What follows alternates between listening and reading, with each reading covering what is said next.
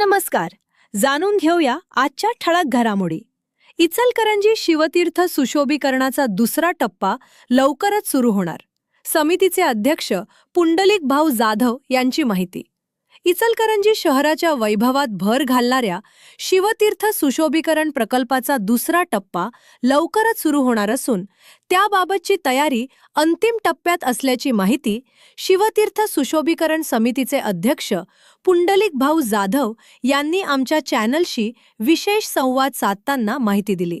यावेळी बोलताना जाधव यांनी सांगितले की पहिल्या टप्प्याला नागरिकांकडून उत्स्फूर्त प्रतिसाद मिळाला असून आता दुसऱ्या टप्प्यात शिवतीर्थ परिसराचे अधिक आकर्षक, भव्य आणि शिवभक्ताच्यासाठी एक नवी पर्वणी असून अतिशय भव्य स्वरूपात विकसित करण्यात येणार आहे.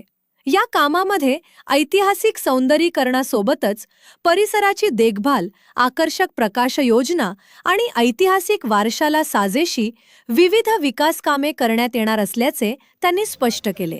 तसेच या प्रकल्पामुळे इचलकरंजीच्या सांस्कृतिक ओळखीला नवी उंची मिळणार असून शिवतीर्थ हे शहरातील प्रमुख पवित्र असं आदरातीर्थ स्थान असून ते चांगल्या प्रकारे विकसित करण्याचा समितीचा मानस असल्याचेही त्यांनी नमूद केले.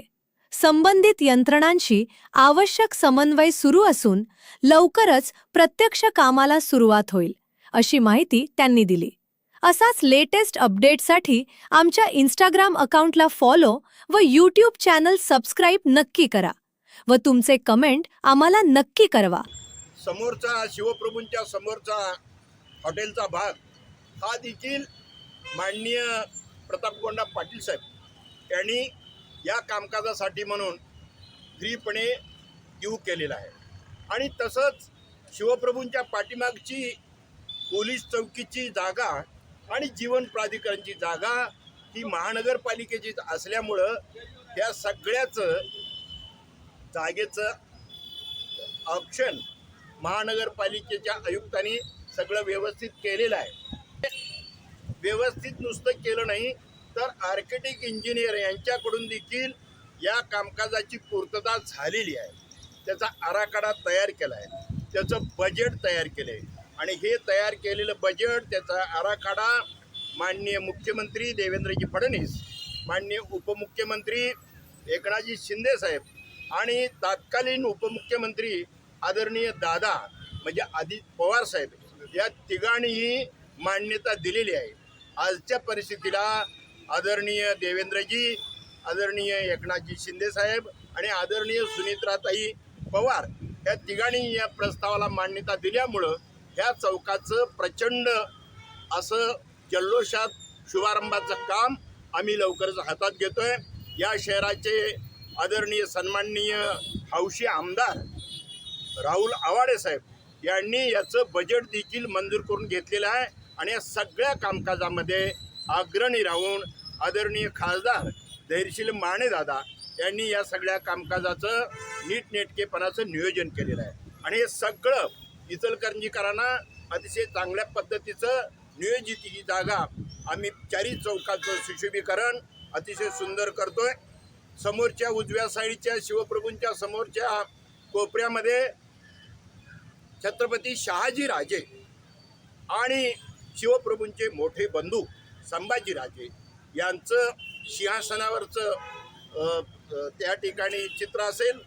समोर डाव्या साईडला शिवप्रभूंच्या समोर जी हॉटेलची जागा आहे त्या विभागामध्ये राजमाता जिजाऊ आणि छोटे शंभूराजे यांचं तैलचित्र असेल आणि पाठीमागच्या डाव्या साईडच्या जीवन प्राधिकरणच्या कोपऱ्यामध्ये भद्रकाली ताराऊ महाराणी आणि छत्रपती राजाराम महाराज यांचं तैलचित्र असेल.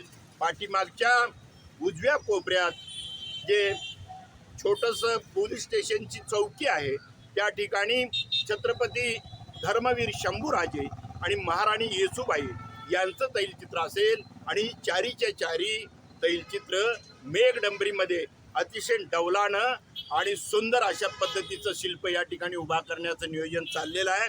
आणि या कामकाजाला आम्ही लवकरच सुरुवात करतोय. बरेच लोक म्हणायला लागलेत ही जागा चालली, ती जागा चालली, ती जागा चालली. छत्रपती शिवाजी महाराज हे स्वराज्याचे संस्थापक आहेत, त्यामुळे या हिंदुस्थानात कुठली जागा महाराजांना अपेक्षित आहे ती जागा व्यवस्थित ठेवून कुणाला पाहिजे त्यांनी त्या बाकीच्या उरलेल्या जागा घ्यायचे. या आमच्या कुठल्या जागेमध्ये कुणाचं अतिक्रमण असेल तर आम्ही ते खपवून घेणार नाही आणि कुणी त्या संदर्भात सांगू नये देखील आम्हाला की या ठिकाणी अमुक करतो त्या ठिकाणी तमुक करतो. आणि इचलकरंजीचा शिवभक्त हे असलं काही ऐकून घेणार नाही आणि खपवून बी घेणार नाही. हे मी मुद्दाम का सांगायला लागलो तर गेल्या आठवडाभरात बऱ्याच लोकांचे मला प्रतिक्रिया आल्या, भाऊ हे काम केव्हा व्हायचं आहे, यातल्या जागा काही जाणार असं आम्हाला दिसतंय. म्हणून ही मुद्दाम आत्ता या सगळ्यांना सांगतोय की माझ्या पाठीमागं अख्ख्या इचलकरंजीचा सगळा शिवभक्त, माननीय आमदार, माननीय खासदार, माननीय माजी मंत्री आणि सगळेच्या सगळे शिवभक्तांनी इचलकरंजीकर खंबीरपणे माझ्या पाठीशी आहेत. हे शिवप्रभूंचं काम कुठेही न तडता यशस्वी वाटचालीमध्ये चाललेलं आहे. त्यामुळे शंका नसावी आणि म्हणून तुमच्या सगळ्यांच्या कृपा आशीर्वादानं, इचलकरंजीच्या कृपा आशीर्वादानं आणि मंत्रिमंडळाच्या कृपा आशीर्वादानं लवकरच या कामाचा शुभारंभ होतोय. आदरणीय आमदार आणि आदरणीय खासदार साहेब या दोघांनी या कामकाजाला चालना द्यायचं ठरवलेलं आहे आणि महापालिकेच्या माध्यमातून महापौर, उपमहापौर आणि निर्वाचित सगळे नगरसेवक हे सगळे या प्रोजेक्टच्या पाठीशी आहेत आणि यांच्या माध्यमातून हे काम यशस्वी करणार आहे याचा मला विश्वास वाटतो. जय हिंद, जय महाराष्ट्र, जय हिंदू राष्ट्र.